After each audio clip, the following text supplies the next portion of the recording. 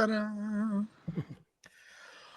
All right, and now as we continue talking about the legendary song by Black Sabbath, War Pigs, going to bring in my good friend, the front man, the founder, the songwriter, the bass player, many things of the great band Sacred Reich. Phil Rind, how are you today?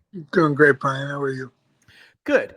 So I wanted to talk to you about this song specifically because Sacred Reich did an amazing cover of this song, and it kind of became a bit of a staple in your live show back in the day.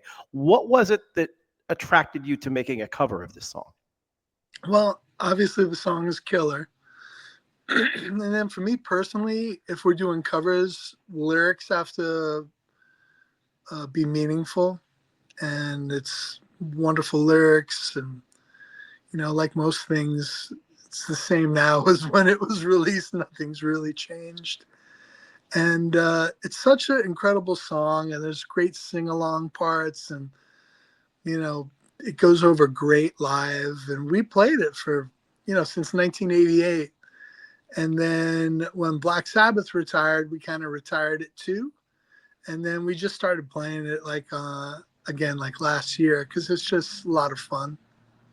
Yeah, it's such a great song, and it's interesting that you talk about the lyrics because it's very true that you know lyrically. I read. I don't know if you've read it yet, but I read Geezer Butler's book, which is fantastic, by the way. I highly recommend it. It's one of the best rock biographies I've read. But he talked about writing the lyrics to this, and obviously this was kind of a not really an anti-war song as much as just kind of a frustration war song. But yeah, you look at the lyrics and what songs written like 50 some odd years ago, and yeah, you could be writing that song today. Yeah, it's the same. The other night I went and saw Black Sabbath, which is, the best version that you get to hear these days of those old songs. And he played War Pigs, and the other one is Children of the Grave. I'm like, that's another. Geezer's magnificent. I just want to say that Geezer is magnificent bass player and songwriter, and lyricist, and great dude. Yeah, his book is fantastic. Yeah, it's like I said, it's really good and a lot of really great insight into the whole career of Black Sabbath and his whole life as well. So, as a bass player, what does this song mean to you as a bass player and the way the bass plays in this song? Because in all of the Sabbath songs, obviously Iommi is the key factor in terms of the guitar sound, but I think Geezer's bass is so important in so many of these songs. Yeah, I mean, for all intents and purposes, they're a three-piece, right, with a singer. Yep. So Tony Iommi's the king of riffs. There's anybody wants to debate it, we can fight. Tony Iommi's the riff. And Geezer Butler just, you know, when you listen to Bill Ward play too, it's not just straight ahead. He has that kind of jazzy vibe. And Geezer swings, man, and he's, blues based and jammy and has a great tone and incredible fingers and just comes up with great, incredible musical parts that support everything but push things. He's one of my bass heroes. Like when I was starting out, it was Geezer, Steve Harris, and like Geddy Lee. And I knew I was never going to be able to play like Geddy Lee. But Steve Harris, with the galloping bloop, bloop, bloop, and Geezer's blues bass thing. Now these days, Geezer's probably my favorite just because of his style and what he plays and what Black Sabbath's music means. But he's just fantastic. He comes up with the coolest parts. I can't always play him right. I just trying to listen and try to be as close as I can. But he's fantastic. Yeah, and it's interesting because they started as a blues band called Earth, and it was only maybe because this record was their second record, that two records they put out in the same year in 1970. But what's interesting is that the early Sabbath stuff, as heavy as it is, and obviously this is they're the forefathers really of heavy metal, but there's so much blues involved in this between, like you said, Bill Ward's playing, Geezer's playing, and even some of the stuff that Tony does too, guitar wise. It's all inherently based on the blues with obviously some originality in terms of just the overall sound. Yeah, that's their influence. It would be blues bands, the Beatles, the stuff that they're growing up with. And, they're so musical and so varied, and they kind of never really limited themselves in what they could do. I listen to something like Planet Caravan. It's incredible. Like Black Sabbath is one of one, and none of us would be here if it wasn't for them. You know, I know it's like I've never met Tony Iommi. I've met all the other guys, and they're all really nice, wonderful people. But I've met everybody pretty much, and I rarely get starstruck. They're just human beings like the rest of us.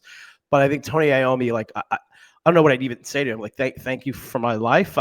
It's like, what do you say to somebody like that? It's pretty incredible. When did you first hear Black Sabbath? I probably was like 12 or 13.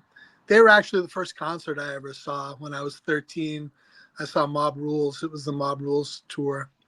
So they were the first band I ever saw. Yeah, so I must have been 12, 13. And they always just stood out. They had so many records. And then, loving the Ozzy stuff and then loving the Dio stuff. It's amazing. Not many bands can really replace a singer and still be incredible. And they were able to pull it off because, Heaven and Hell and Mob Rules are incredible records. If I had to choose, I'm choosing the Ozzy stuff. It's okay. It doesn't mean I don't like the other stuff. And luckily, I don't have to choose any of it. But it's amazing how they've had two different, at least two different careers. Yeah. And so that's interesting because you came in the Dio era of Sabbath. So when you first went back to listen to the Ozzy stuff, what was your initial opinion about that? Well, I was listening to the Ozzy stuff first. Oh, okay. Like the Dio, that was just my first concert that I saw with Dio. But I always had the first record has always been my favorite. It's just so incredible. The songs are amazing. Just how it starts off, it just sucks you right in immediately. And yeah, amazing they put out those two records in a year. Bands used to be so different, putting out two records a year every year, year after year. I think of a band like the Beatles, whose entire career lasted 7, 8 years. All those records, and going from like a boy band to what they became, is pretty extraordinary. Yeah, absolutely. And yeah, when you talk about the 70s and all these bands releasing 2 albums a year for all this time, what's interesting too, because again, I've read so many biographies that from, all of those bands. It's like good news, bad news. The good news is they were very motivated and creative in making this incredible music. Is the bad news was that there was so much work that all of these bands burned out. So after 7, 8 years, everybody from that time frame burned out and kind of went through their changes. And the same thing happened with Sabbath. Obviously, Never Say Die was the album where they were officially on burnout, and that's when that version of it ended. And then, of course, so long comes Ronnie James Dio and reinvigorates their whole career. And like you said, they have a second career now with another singer. And we mentioned that when I was doing the ACDC podcast where we're talking about because we did Hell's Bells. We were talking about there's not many bands that have had two incredible lead singers. There's obviously Sabbath, ACDC, Van Halen. That I don't know if there's anybody else really. I mean, You you could go. Van You could say Halen? you could say Did you say Van Cannibal Halen? Corpse. What's that? Van Halen? Yeah, you're not a Sammy fan. I don't think it holds a candle to ask Alex Van Halen what he thinks. It doesn't hold a candle. Oh, I know, I know. I'm about to read his book too. I know he wasn't a fan of that. I mean, look, it's different. They were different, They turned but into dad rock. They turned into "Is This Love That I'm Feeling." it's still good. They had their biggest hits, and people can like it all they want, but it's not. That's not, Yeah, it's very different. The two bands are very but different. he is a gifted singer, and they had their high, chart wise, business Yeah, as they did fantastic, but culturally, it could never be the same. There's yeah, not a lot of bands. To your point, there's just not a lot of bands. Deep Purple got very fortunate, right? yeah, absolutely. And there's not that many. I'm trying to think of who else. Who else is there? I think those. I mean, you could say Cannibal Corpse if you want to go to the death metal world. They've had success with two different singers, but yeah, there's really nobody else. I mean, most of the time that it just doesn't work. A great example would be, well, I guess in a way, Iron Maiden had two amazing singers. Yeah, Deano on the first two, that and then the other, Bruce. your favorite band after all. I know, right? I should, but it's so weird because the same thing. That band was so different with the two singers, like more punky with Deano, and then when Bruce came in, it was more of the classic metal and the classic Maiden sound we know now. So You know almost what's forget about that. you know what's interesting though? Number of the Beast was like the perfect. It sounded like old Iron Maiden with Bruce Dickinson singing. Like that was the one record that kind of put together the two eras, because then Peace of Mind with Nico and everything, changed.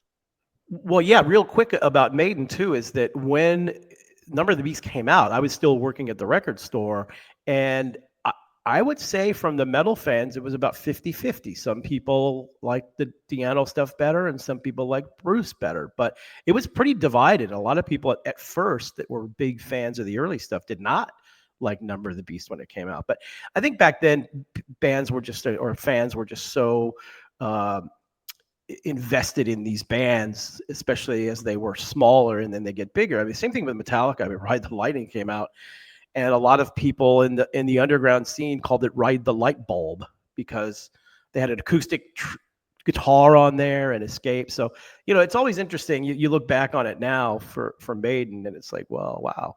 And I guess with Sabbath too. I think Sabbath is an interesting to talk real quick about the two singers. It's kind of interesting because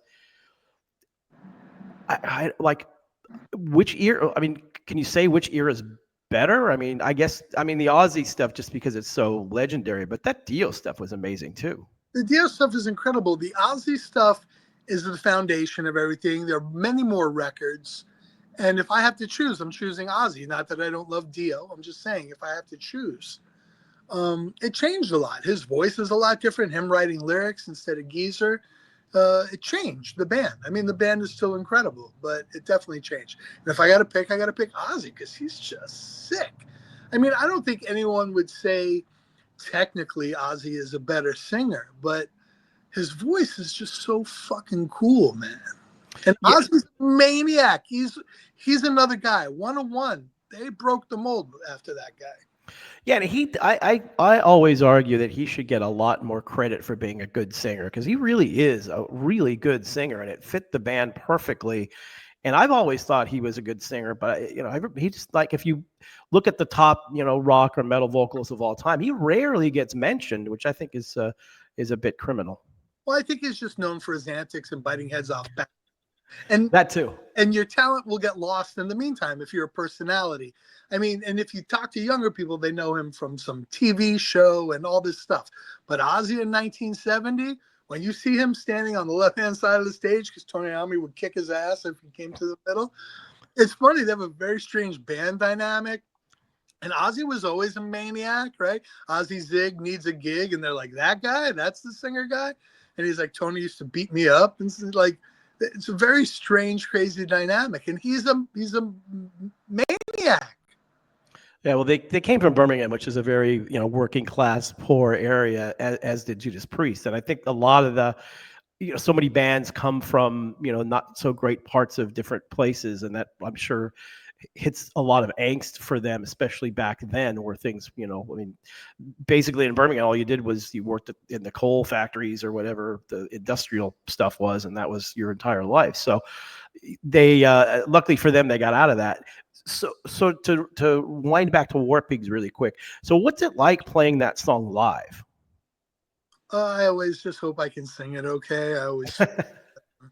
So, quick story. Years ago, we played a show together with Faith No More, like right when the real thing came out, before they blew up. And we were touring with Forbidden, and it was us and Forbidden. We were playing in Denver, and they added Faith No More to our show because the promoter was doing both. And Gloria, our manager at the time, says, Faith No More's going to open for you guys. I'm like, no fucking way. They've been around longer. They have more records. No way. I never met them. They're going to think we're dicks. And she's like, no, the promoter said you sold more tickets, so they're going to open. I was like, whatever. So we meet them. And needless to say, our fans weren't very receptive to them, but I love the band. So we're watching them play, and they start playing War Pigs, and Mike Patton goes, "Who wants to hear Sacred Reich play this?" He goes, So "Come did on you guys up." both play it that night? Well, yeah, I think we did.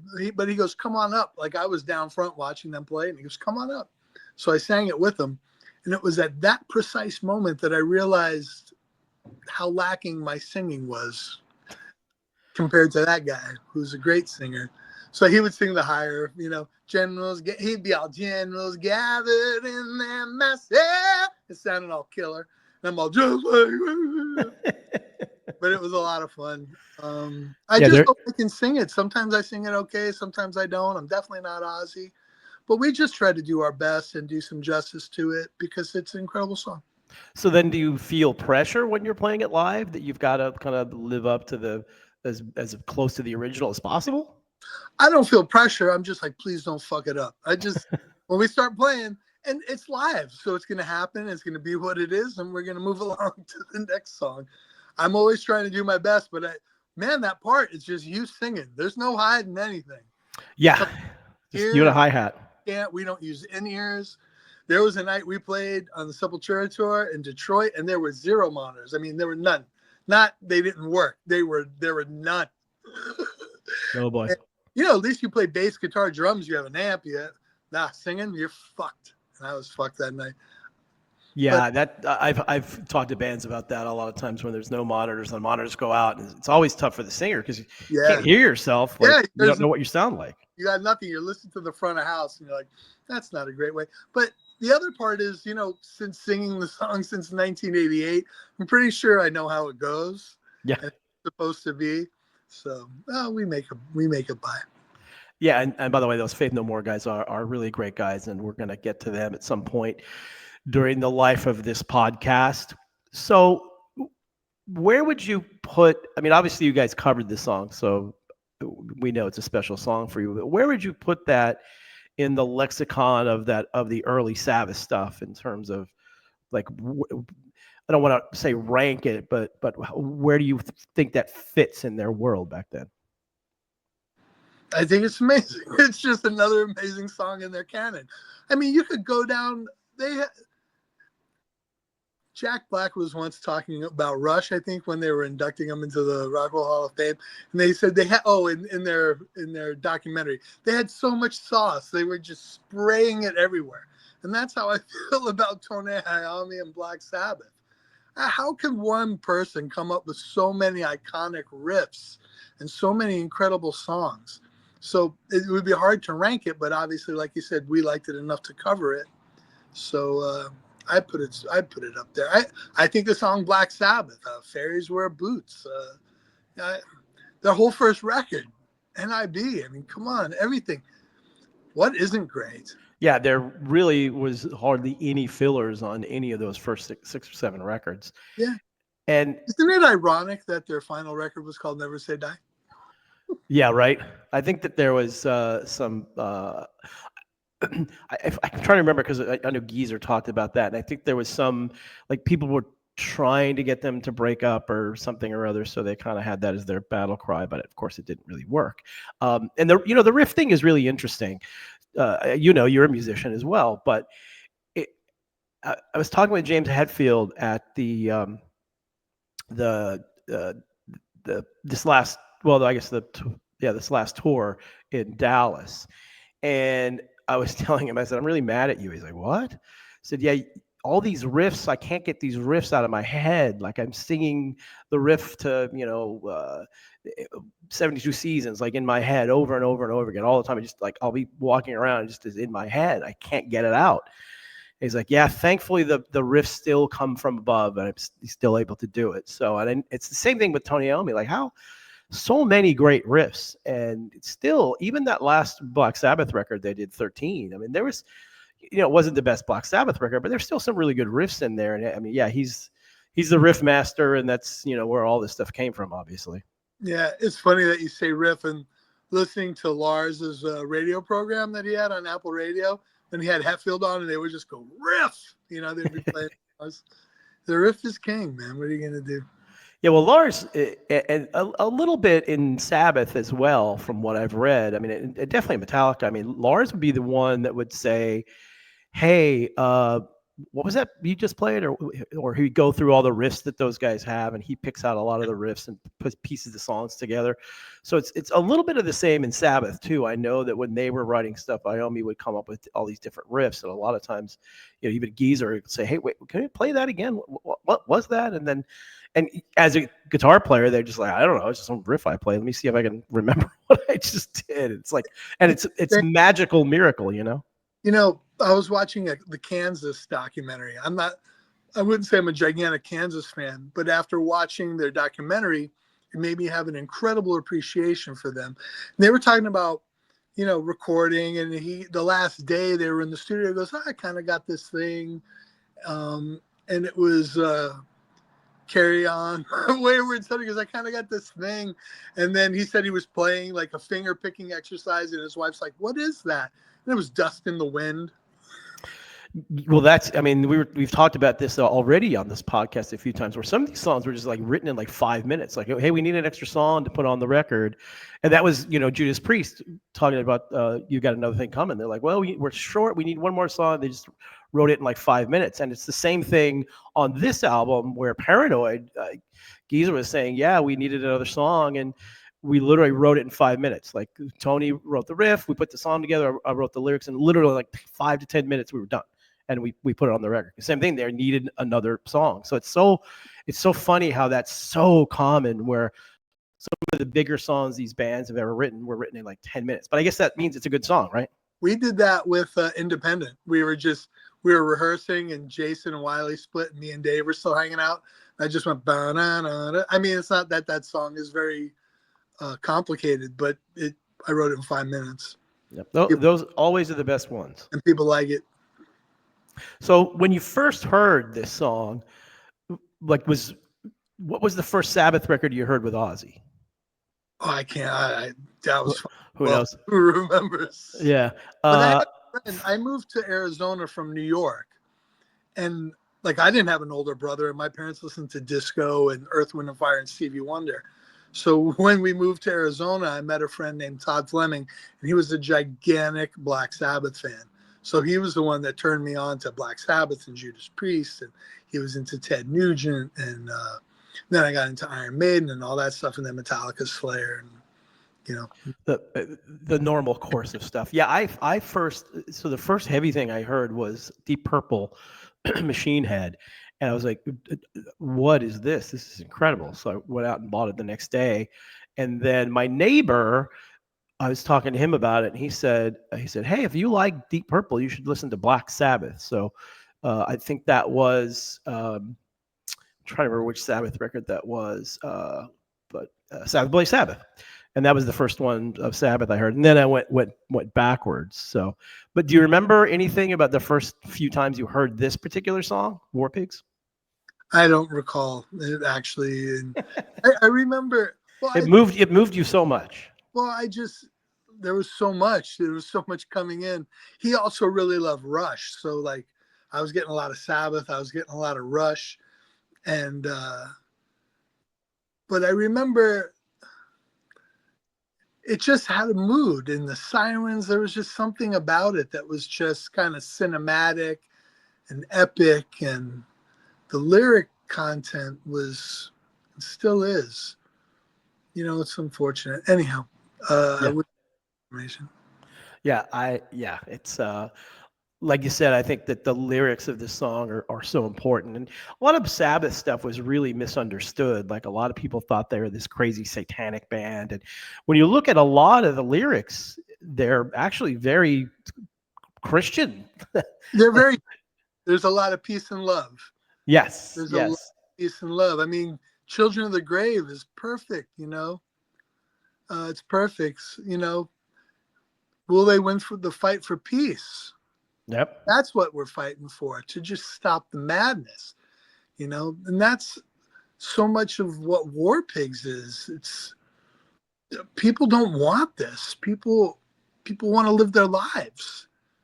Exactly. There's a great quote. Woody Guthrie goes, "I just want all those soldiers to lay down their arms and lay down their kits and sit by the road." He goes, "Lots of rich guys want people to fight. Let them go fight." Yeah, John Lennon, Imagine, right?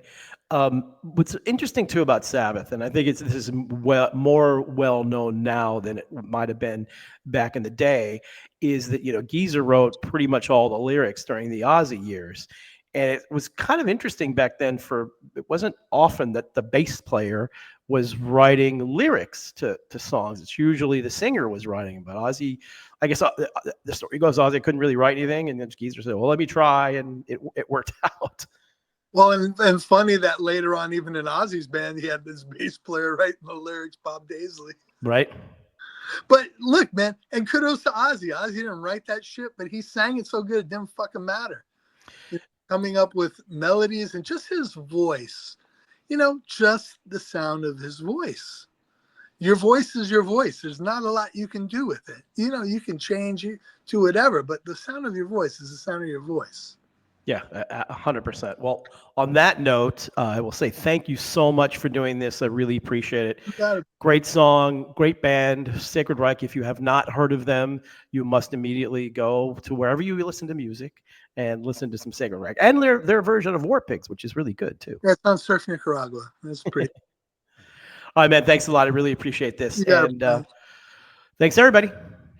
Hey, Brian, just toss in a quick line. And of course, AC/DC. Just when you were talking about all the two singers, I don't think you actually said them. And I feel like if there's anything that's going to get us, mail and feedback, it would be something like that. Yeah, like all not right. mentioning AC/DC. So just a quick. So what want me to say again? So just be like, and of course, AC/DC. Okay. Oh, and of course, AC/DC. Perfect. That's the magic of editing. That's my sinuses interrupting my thought. I have a friend that said AC/DC died with Bon Scott. I've heard people say that. Oh, there's a lot of people that say that. I mean, I have a lot of friends that don't